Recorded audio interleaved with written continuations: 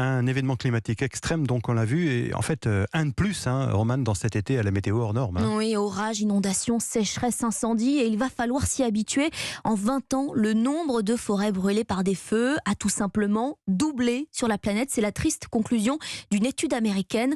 3 millions d'hectares en plus par an, c'est l'équivalent, rendez-vous compte, de la Belgique.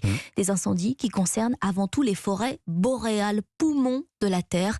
Guillaume Dominguez. 7 feux de forêt sur 10 ont lieu dans ces zones. Ce sont des forêts situées à l'extrême nord du continent. Elles couvrent plus d'1,2 milliard d'hectares répartis entre la Russie, le Canada et l'Alaska. Les incendies dans ces régions ne sont pas rares, selon Thierry Gauquelin, professeur à l'Institut méditerranéen de biodiversité et d'écologie de Marseille. Ce qu'il est en revanche, c'est l'évolution des conditions météo ces 20 dernières années. Ces zones de haute latitude ont connu un certain nombre d'épisodes de sécheresse, de chaleur intense.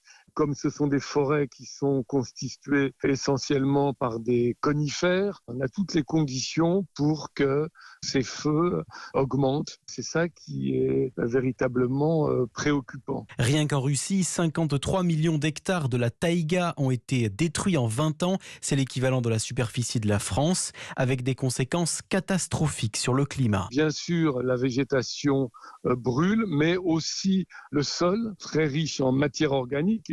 Et donc là aussi, on remet dans l'atmosphère des quantités très importantes de CO2. Et selon le professeur Gauquelin, la destruction toujours plus importante de ces forêts boréales pourrait à terme limiter leur capacité d'absorption des gaz à effet de serre. Guillaume Dominguez.